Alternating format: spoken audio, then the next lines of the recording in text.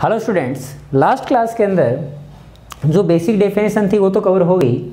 आज अपन एक दो वर्ड नए लेके आए। एक का नाम है एम्पिरिकल फॉर्मूला और एक होता है बच्चों मॉलिक्यूलर फॉर्मूला। मॉलिक्यूलर फॉर्मूले से सभी अवेयर है, कोई प्रॉब्लम नहीं है। मॉलिक्यूलर फॉर्मूला का मीनिंग क्या होता है? एग्जैक्ट नंबर बताना। जैसे कि मान लो कोई अपने पास कंपाउंड है या फिर ऐसे बोलो कि एक मॉलिक्यूल है, तो मॉलिक्यूल होते हैं तो उसमें बहुत सारे एटम होंगे। अगर आपने ये बता दिए कि एग्जैक्ट एटम कितने हैं, जैसे कार्बन, ऑक्सीजन और हाइड्रोजन से मिल के लेट सपोज एक मॉलिक्यूल बना हुआ है, बराबर है। आपने उसमें ऐसे बता दिया कि 4 इसमें कार्बन है, उसमें 2 ऑक्सीजन है और इतने सारे हाइड्रोजन है। एग्जैक्ट बात करनी मॉलिक्यूलर फॉर्मूला, सिंपल रेशियो में बात करनी एम्पिरिकल फॉर्मूला। इट मीन्स बहुत ही शॉर्ट सी बात करें अगर तो ऐसे बोल सकते हैं एम्पिरिकल फॉर्मूले में क्या होता है। एम्पिरिकल फॉर्मूले में बच्चों सिंपल रेशियो होता है, क्लियर है? Simple ratio of atom in molecule. कोई मान लो अगर आपने मॉलिक्यूल की बात की तो उसके अंदर जो प्रेजेंट एटम होंगे उन एटम का सिंपल रेशियो अगर आपने बता दिया, that is known as empirical formula बता दिया।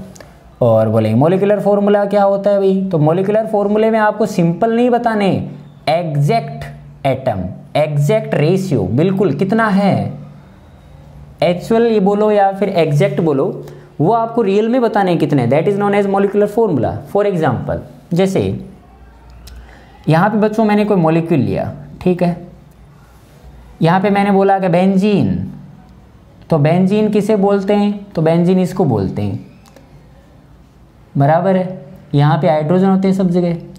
आपको बोला गया कि बेंजीन का मॉलिक्यूलर फॉर्मूला क्या होगा, मॉलिक्यूलर फॉर्मूला क्या होगा, तो आप क्या करोगे? इसमें बेंजीन में टोटल नंबर ऑफ कार्बन और टोटल नंबर ऑफ हाइड्रोजन कितने आपको एग्जैक्ट बताने पड़ेंगे। तो बोलेंगे जैसे कार्बन और हाइड्रोजन की बात करें तो 6 इसमें सर कार्बन है और इसमें 6 ही इसमें हाइड्रोजन है। इट मीन्स ये जो रेशियो है आपको ये बताना पड़ेगा C6H6 is known as molecular formula of benzene. C6H6 is known as molecular formula of benzene.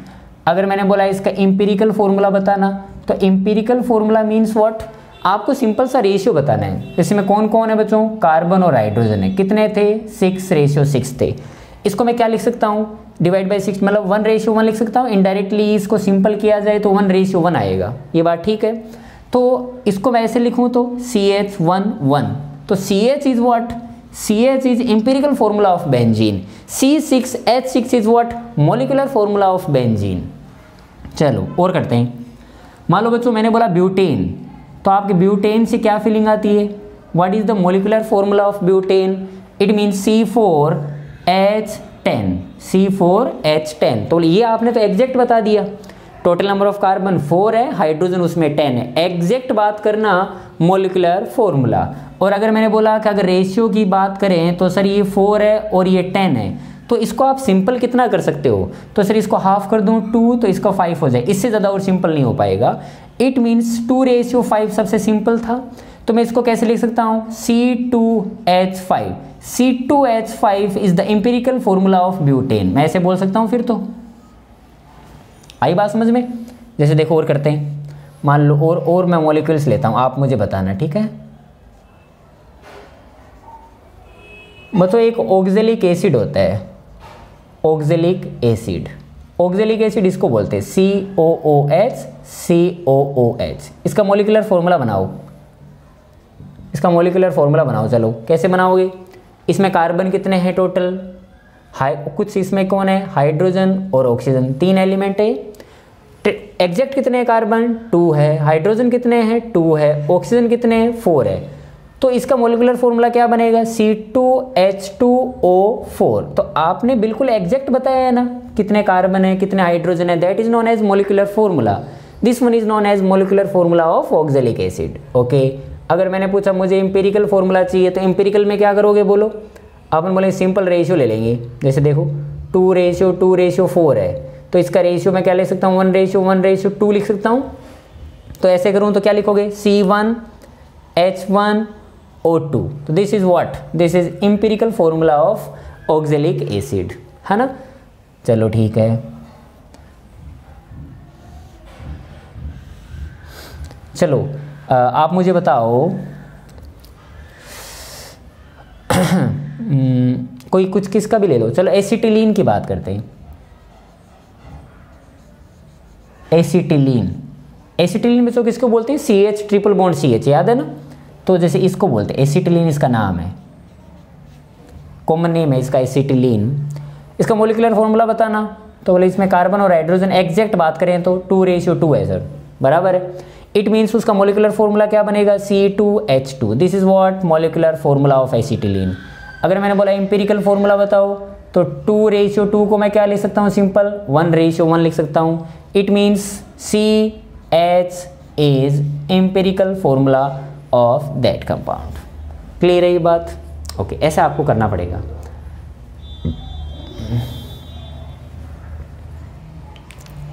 कर लोगे ना ऐसे? ओके, एक चीज और देखो, अगर मान लो कोई एम्पिरिकल फॉर्मूला है तो उससे रिलेटेड होता है बच्चों एम्पिरिकल वेट, और अगर मोलिकुलर फॉर्मूला होता है तो उससे रिलेटेड होता है मोलिकुलर वेट, जो कि अपन सभी जानते हैं। और अगर इन दोनों का रेशियो ले लिया जाए ना, जैसे कि मोलिकुलर वेट में अगर आप एम्पिरिकल वेट डिवाइड करोगे तो एक n की वैल्यू हमेशा आएगी, और वो वैल्यू हमेशा इंटीजर ही आएगी, चाहे आप किसी को चेक कर लो। जैसे चेक करके दिखाओ, मान लो अगर मैंने बेंजीन की बात की, बेंजीन की, तो चलो बेंजीन का मोलिकुलर फॉर्मूला सजेस्ट करना, क्या होगा भाई? तो बोलेंगे C6H6 सर। तो इसका मोलिकुलर वेट कितना होगा? तो बोलेंगे मोलिकुलर वेट होगा इसका 12 6 जा, ठीक है, और ये 6 78 हो गया क्या? चलो इसका 78 हो गया। चलो बेंजीन का एम्पिरिकल फॉर्मूला सजेस्ट करो, तो बोलेंगे ratio 1:1, तो CH सर। ओके, तो इसका एम्पिरिकल वेट कैलकुलेट करो, तो एम्पिरिकल वेट क्या कैलकुलेट करोगे? तो बोले 12 और 13 हो जाएगा ऐसे। और अगर मैं इस मोलिकुलर वेट और एम्पिरिकल वेट में डिवाइड कर दूं, जैसे कि मान लो 78 डिवाइड बाई 13 करूं, तो कितना आएगा? 6 आएगा, 6 आएगा, 65, बिल्कुल 6 आया, बराबर है। ये n है, इंटीजर है। और आपको कभी भी क्वेश्चन में जो परसेंटेज के ये क्वेश्चन आते हैं उसमें कई बार ऐसा बोला जाता है कि मोलिकुलर फॉर्मूला क्या होगा, तो मोलिकुलर फॉर्मूला तो एग्जैक्ट नंबर बताता है बच्चों, एग्जैक्ट का तो नहीं बता। लेकिन एक बात ये भी है क्या, कि जो मोलिकुलर फॉर्मूला होता है ना, वो n इंटू एम्पिरिकल फॉर्मूले के बराबर होता है। ऐसे बात सही है, क्योंकि आपने एक्चुअली के अंदर क्या किया, वो रेशियो ही तो निकाला है, तो उसको वापस मल्टीप्लाई कर दो। तो ये n कहाँ से लाऊंगा? ये देखो n लाने का तरीका, जैसे तुम खुद सोचो, बेंजीन का एम्पिरिकल फॉर्मूला क्या? CH। बेंजीन का मोलिकुलर फॉर्मूला क्या? C6H6। तो यहाँ पे अगर मैं CH कर दूँ और उससे मैं 6 से मल्टीप्लाई कर दूँ तो ये आएगा C6H6। इट मीन्स ये आपके लिए इंपॉर्टेंट बात होगी। फर्स्ट ऑफ ऑल अपन क्या करेंगे? एम्पिरिकल फॉर्मूला कैलकुलेट कर लेंगे, बाद में क्या करेंगे? कुछ n पता करेंगे। n क्या होगा? Molecular weight divide by empirical weight, ऐसे ही उनका रेशियो लेके इंटीजर कैलकुलेट कर लेंगे और बाद में अपन ट्राई करेंगे। जैसे देखो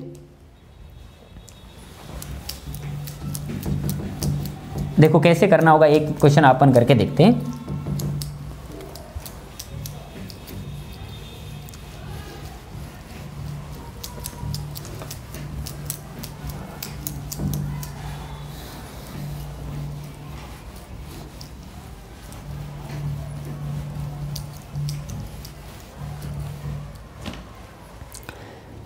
जैसे देखो, मान लो बच्चों एक एग्जांपल लिखा मैंने, एक कंपाउंड है और वो कंपाउंड जो किससे बना हुआ है वो आपको बताएगा, ठीक है ना। वो कंपाउंड आपका बना हुआ है कार्बन से, उसमें कार्बन है, उसमें कुछ हाइड्रोजन है और उसमें कुछ ऑक्सीजन है, ठीक है। और कार्बन कितना % है वो भी बताएगा। लेट सपोज मैंने बोला 40% है, और हाइड्रोजन भी बोलेगा आपको 6.66% है मान लो, ठीक है। तो बाकी बचा हुआ ऑक्सीजन ही हो गया, क्यों 100 ही होते हैं टोटल। तो अगर इसकी बात करूँ तो मैं 53.33 बात कर सकता हूँ ना भाई, एक चाहो तो इसे 7 कर लो, बराबर है। ये उसके परसेंटेज आपको दिए गए हैं, और ये जो परसेंटेज जो हमेशा दिए जाएंगे ना बच्चों, ये परसेंटेज बाई मास दिए जाएंगे। इट मीन्स अगर वो कंपाउंड टोटल 100 ग्राम है तो उसमें 40% कार्बन है, उसमें 6.67% हाइड्रोजन है और इसमें इतनी ही ऑक्सीजन है। इस टाइप से आपको बताया जाएगा, बराबर है। और आपको क्या देगा, और आपको लेट सपोज उसका कोई हम मोलिकुलर वेट दे देगा ना, जैसे कि लेट सपोज मोलिकुलर वेट उसका चेक कर लेंगे अपन, मान लो मोलिकुलर वेट 60 है या फिर कुछ भी ऐसा। Then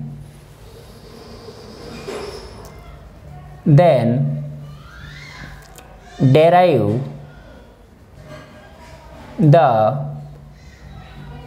molecular formula of that compound, उसका मोलिकुलर फॉर्मूला क्या होना चाहिए, और मोलिकुलर वेट आपको दिया रहेगा हमेशा, है ना। मोलिकुलर वेट मान लो 180 मान लेते हैं ना। चलो इसका मान लो गिवन क्या है कि जो ये कंपाउंड है ना उसका मोलिकुलर वेट जो होगा वो मान लेते हैं 180 है, 60 मान लो 180 मान लो, ऐसे करके बराबर है। चलो चेक करते हैं कैसे करना है। अगर मान लो बच्चों लेट्स एज्यूम, मान लेट एज्यूम टोटल कंपाउंड कितना है 100 ग्राम है, 100 ग्राम टोटल क्या है कंपाउंड है। तो उस केस में मैं ऐसा मान सकता हूँ फिर 40 ग्राम क्या हो जाएगा कार्बन, और इतने ग्राम क्या हो जाएगा हाइड्रोजन, और इतने ग्राम क्या हो जाएगा ऑक्सीजन। ये बात क्लियर हो गई। तो एक टेबल की फॉर्मेट में बना लो। टेबल में कैसे बनाए कि ये जो कंपाउंड है ये किस किस एलिमेंट से मिलके बना हुआ है, 3 एलिमेंट से बना हुआ है। भाई अगर मैं मॉलिक्यूल वर्ड यूज में लेता तो मैं बोलता इन एटम से मिला हुआ है, कंपाउंड बोलूंगा तो उनको मैं एलिमेंट बोल दूँ, इसमें तो कोई दिक्कत नहीं है ना। चलो कौन कौन है बोलो, कार्बन है, हाइड्रोजन है और ऑक्सीजन है, 3 है उसमें बराबर। अगर मैं इनकी बात करूं कि मास की या फिर इनका कितना मास है तो मैं इसे मोल निकाल लूँगा।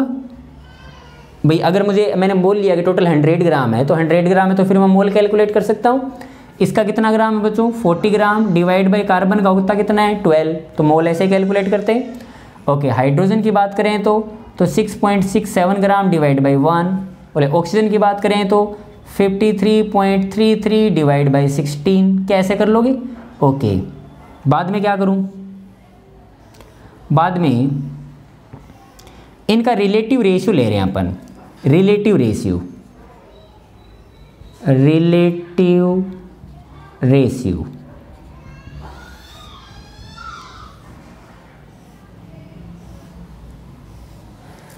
रिलेटिव रेशियो मतलब इनकी आप मल्टीपल डिवाइड करके देखो भाई। जैसे मान लो 1 डिवाइड करोगे तो 1 6.67 ही आएगा, इसमें डिवाइड करोगे ना 12 का तो 12 24 36 3.33 के आसपास आएगा बराबर है।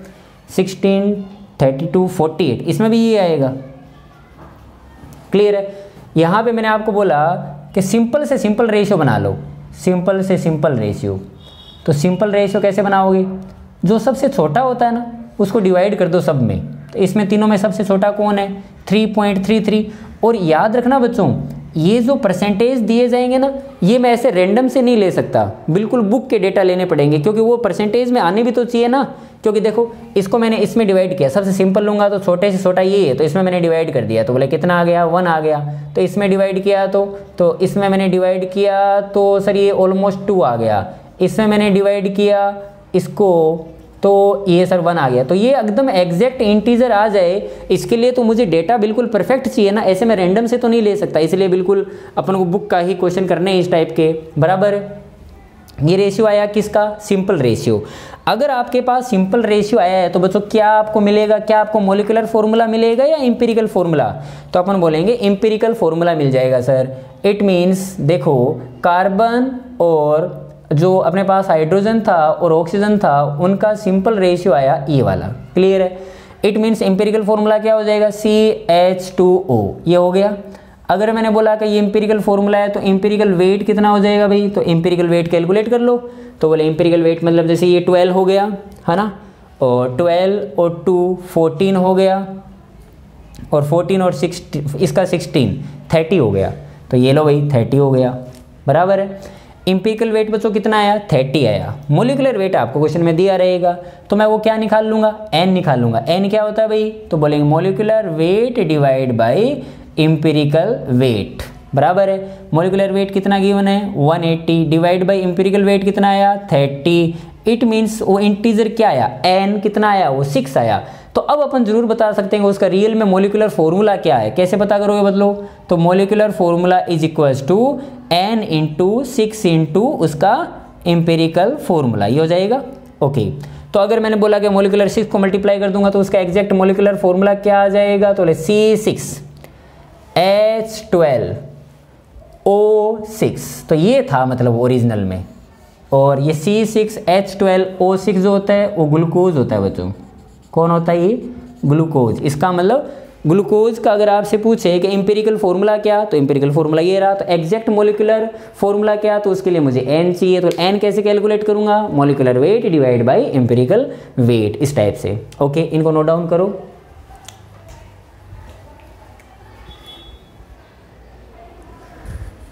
चलो बच्चों, ये 3 इस टाइप के एग्जाम्पल कर लो, है ना। इसमें देखो ये परसेंटेज बहुत ही फिक्स होने चाहिए, है ना। रैंडम से अपन एग्जाम्पल नहीं बना सकते इसमें। जैसे पहला वाला क्या बोल रहा है कि एक कंपाउंड है जिसमें 3 एलिमेंट है, मतलब कौन कौन, एक ऑक्सीजन है, हाइड्रोजन है और कार्बन है। तो आप उसका एम्पिरिकल फार्मूला बताओ और उसका फार्मूला मास बताओ, मीन्स का एम्पिरिकल वेट बताओ, है ना, कहने का मतलब। ओके, चलो कैसे बनाओगे, सबसे पहले क्या करोगे, एक एलिमेंट लिख लो, ऐसे टेबल बना लो ताकि ईजी रहे आपके लिए। बराबर है, कौन कौन है, उसमें कुछ कार्बन है क्या, तो ये कार्बन है। और कौन है, उसमें कुछ ऑक्सीजन है। और कौन है, हाइड्रोजन है, ऐसा उसने बताया। बाद में यहाँ क्या लिखोगे, यहाँ उसके मोल कैलकुलेट कर लो, ठीक है। लेट सपोज स्टार्टिंग में क्या लिखना है ना, लेट सपोज अपन ने मान लिया कि 100 ग्राम टोटल है, तो उसके जो परसेंटेज है वो उसके मास बन जाएंगे। क्लियर है। कार्बन कितना है भाई, तो कार्बन है 52.2 डिवाइड बाई 12 आएगा। ऑक्सीजन कितना है, तो ऑक्सीजन है 34.8 डिवाइड बाई 16। और हाइड्रोजन कितना है 13.0 डिवाइड बाई 1। यहाँ पे कुछ ना कुछ तो रेशियो आएगा। तो ये रिलेटिव रेशियो जो आप लिख लो एक बार, कितना आया, रिलेटिव रेशियो जिसे बोल सकते हैं, रिलेटिव मोल रेशियो जो आया, कितना आया भाई, तो ये तो देखो इतना आया 13.0। ये कितना आएगा बच्चों, एग्जैक्ट इसको कैलकुलेटर से करके देख लो। 52.2 को 12 से आप अगर इसको डिवाइड करोगे तो कितना आएगा, अराउंड 52 है ना, ये 4 पॉइंट समथिंग है ना, ये मतलब बिल्कुल एग्जैक्ट होना चाहिए, मेरे पास पीएलसी नहीं है। 4.35 के आसपास आएगा। और ये कितना आएगा, 32 है तो 2 टाइम्स हो गया, तो 2 पॉइंट है ना 17 लिख देता हूँ, ताकि क्योंकि मुझे भी तो इसका रेशियो भी तो लेना पड़ेगा ना आगे जाके, तो इनका रेशियो भी तो एग्जैक्ट आना चाहिए ना। तो कितना आएगा इसका देखो। अब जैसे आगे क्या करना है अपन को, आगे अपन को सिंपल रेशियो लेना है बराबर। तो देखो यहाँ पे क्या आ जाएगा, सिंपल रेशियो। सबसे छोटा कौन है इसमें, ये वाला, तो सिंपल रेशियो लेते हैं। देखो 43.17, यहाँ पे क्या आएगा 17, इसमें कितना आएगा, ऐसे करके ना, ये 2 टाइम्स आएगा ऑलमोस्ट। ये तो 1 हो ही गया। ये कितना होना चाहिए, जैसे 12 करें ना तो 15 करें तो 6 के आसपास, तो मतलब 6 के आसपास ही आएगा ना, बराबर है। तो मैंने कहने वाला ये जो रेशियो मिल गया मेरे पास सिंपल, तो मेरा काम हो गया, है ना, आंसर ही आ गया। क्या, एम्पिरिकल फार्मूला बताना आपको। तो इसमें कार्बन है, इसमें कुछ हाइड्रोजन है और ऑक्सीजन है, कितना आया, तो 2:1:6। तो एम्पिरिकल फार्मूला एग्जैक्ट क्या बन जाएगा, तो C2H1O6 है सर, ये उसका आंसर है। नहीं, अच्छा इधर नीचे हाइड्रोजन लिखा हुआ है क्या, ऐसा कर लो फिर, ये उसका एम्पिरिकल फार्मूला बन गया ना। एम्पिरिकल वेट कैलकुलेट कर लोगे ना, कैसे कैलकुलेट करोगे, 12 × 2 + 6 और 16, कितना हो गया बच्चों ये, 24 और 30 46। मोलिकुलर वेट वगैरह दिया हुआ होता तो मैं इसका मोलिकुलर फार्मूला भी बता देता, लेकिन मोलिकुलर फार्मूला बता नहीं सकता मैं, क्योंकि एम्पिरिकल फार्मूला से आपको मोलिकुलर फार्मूले की तरफ जाना है, तो वो एक n चाहिए आपको, जो n क्या होता है, molecular weight divide by empirical weight, उसका रेशियो होता है। तो अपन इसमें नहीं कर पाएंगे, तो अपने बता दिया, this one is formula mass बोलो या एम्पिरिकल वेट बोलो, this one is empirical formula. चलो दूसरा करके देखो, दिखाई इसमें कौन कौन है।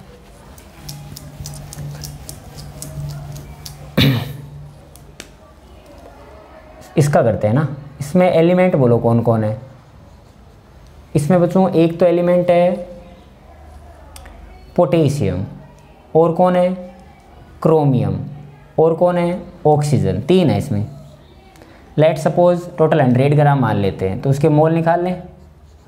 पोटेशियम बोलो कितने परसेंट है, 26.6 डिवाइड बाई 39, बराबर है।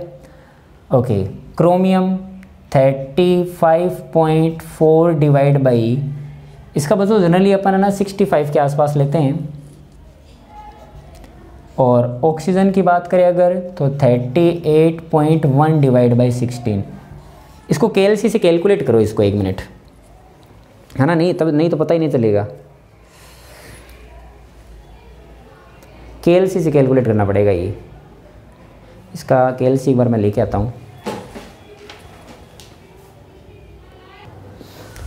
चलो तो मैंने ये डेटा ही लिख दिया आपके लिए ना, इसको डिवाइड कर करके मैंने ये डेटा लिख दिया KLC से, ठीक है ना, क्योंकि ये आपको कैलकुलेटर से करना पड़ेगा। एक चीज़ और, ये क्रोमियम का मैंने यहाँ पे 65 लिखा था ना, उसको 52 कर लेना। 65 तो जिंक का होता है, 52 ये याद भी कर लेना ना इसको। अब यहाँ पे आपको सिंपल रेशियो लेना है ना, इसमें सबसे छोटा कौन है, ये वाला ही है, तो 0.68 डिवाइड बाई 0.68 1 हो जाएगा। 0.68 डिवाइड बाई 0.68 1 हो गया। 2.38 डिवाइड बाई 0.68 जो होता है ना बच्चों 3.5 होता है, ये 3.5। तो ये अभी भी सिंपल रेशियो नहीं बोला जाएगा। देखो अगर आपसे इसका आंसर पूछे, सिंपल रेशियो का मतलब कभी भी फ्रैक्शन में नहीं आना चाहिए। तो मान लो अगर अभी बात की जाए तो ये पोटेशियम है, एक आपके पास क्रोमियम है और एक आपके पास ऑक्सीजन है, ये 1 आया, ये 1 आया और ये 3.5 आया। 3.5 को आपको कुछ ना कुछ करना पड़ेगा। इसका क्या करोगे बच्चों, 2 से मल्टीप्लाई कर दो ना, तो ये 2 हो जाएगा, ये 2 हो जाएगा और ये 7 हो जाएगा। हाँ, ये एक रेशियो हो सकता है, बराबर है, ये सिंपल रेशियो बोला जाएगा। अगर ये सिंपल रेशियो है तो आपको क्या मिल जाएगा, एम्पिरिकल फॉर्मूला मिल जाएगा, पोटेशियम 2, क्रोमियम 2 और ऑक्सीजन 7। ये बच्चों K2Cr2O7 है, इसका नाम भी याद रखना, इसका नाम होता है पोटेशियम डाइक्रोमेट, पोटेशियम डाइक्रोमेट इसका नाम है, ये पोटेशियम डाइक्रोमेट। क्लियर हो गई बात। ये एक और रह गया, देखो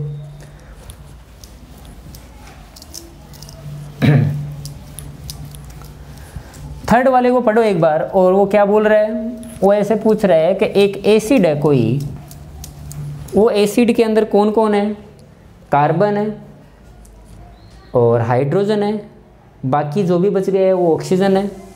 आपको बच्चों ये वेपर डेंसिटी क्यों दे रखी है, यहाँ पे क्या चाहता है वो, तो बोले वो वेपर डेंसिटी इसलिए दे रखी है कि ताकि उस वेपर डेंसिटी की हेल्प से आप क्या कैलकुलेट कर सको, मोलिकुलर वेट कैलकुलेट कर सको। क्या रिलेशन होता है वेपर डेंसिटी और मोलिकुलर वेट में, molecular weight is equals to vapour density into 2, याद है ना। तो अगर आप मोलिकुलर वेट कैलकुलेट कर लोगे तो molecular weight divide by empirical weight करके वो n निकाल लूँगा और n निकाल के तो मोलिकुलर फॉर्मूला भी निकाल लूँगा। और फाइनली उसने यही पूछा है कि आप उसका मोलिकुलर फॉर्मूला बताओ उस एसिड का क्या होगा वो, है ना। चेक करें कैसे सिखाया मैंने।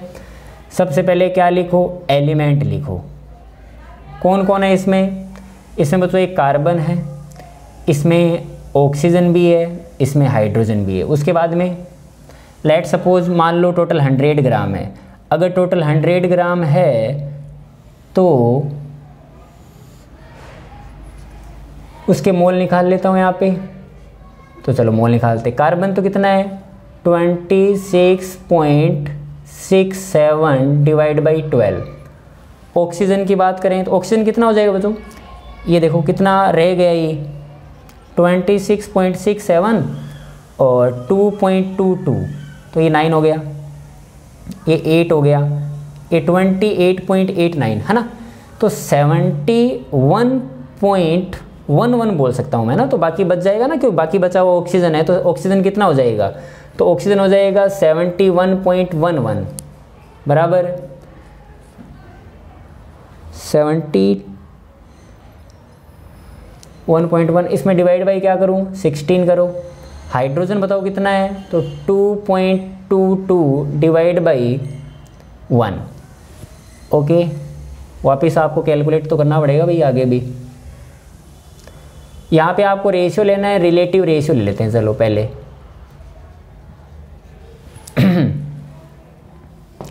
इसमें तो डिवाइड करने की जरूरत नहीं है। This one is 2.22।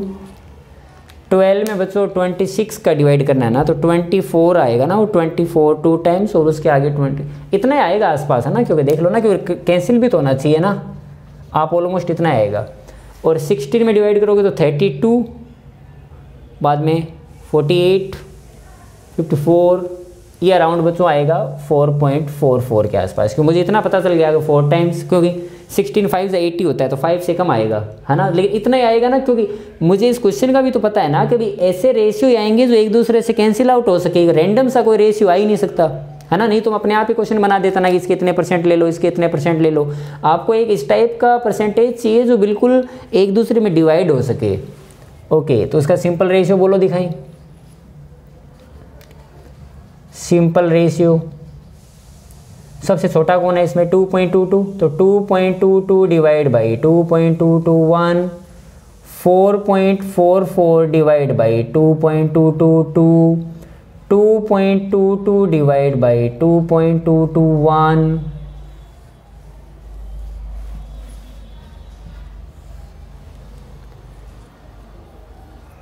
बराबर है। ओके, रेशियो देखो, कार्बन था इसमें, इसमें कुछ हाइड्रोजन था, इसमें कुछ ऑक्सीजन था। कार्बन बोलो 1, हाइड्रोजन बोलो 1, ऑक्सीजन बोलो 2, बराबर है।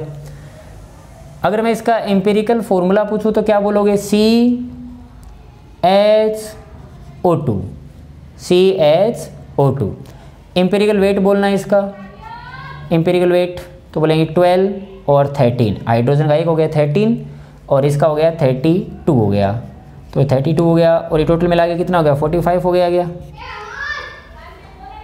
हाँ, 42 और 45 हो गया, बराबर। मुझे वो बच्चों n चाहिए। n कैसे निकालते हैं? मॉलिक्यूलर वेट डिवाइड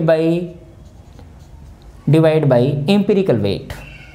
तो मॉलिक्यूलर वेट यहाँ पे कितना है? तो बोलेंगे मॉलिक्यूलर वेट तो देखना पड़ेगा बच्चों, वेपर डेंसिटी 45 है, इट मीन्स उसका मॉलिक्यूलर वेट कितना हो गया? तो बोलेंगे क्या रिलेशन था, कल मैंने आपको बताया था ना, molecular weight is equals to vapor density into 2, because why? If reference gas is not given then always we take hydrogen as a reference gas, और हाइड्रोजन का वो 2 ही होता है, इसलिए हमेशा 2 से मल्टीप्लाई करते हैं अपन।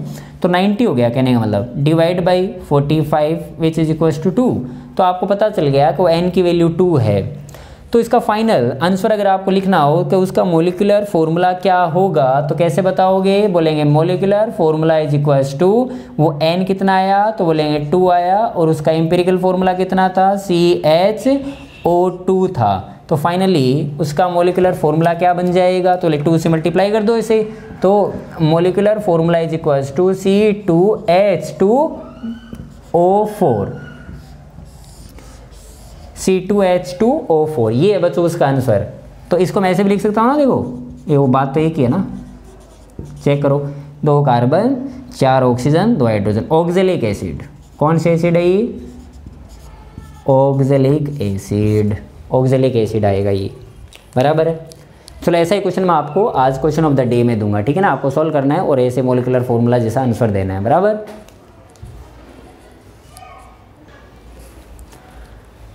चलो बच्चों ये क्वेश्चन ऑफ द डे है आपके लिए, ठीक है।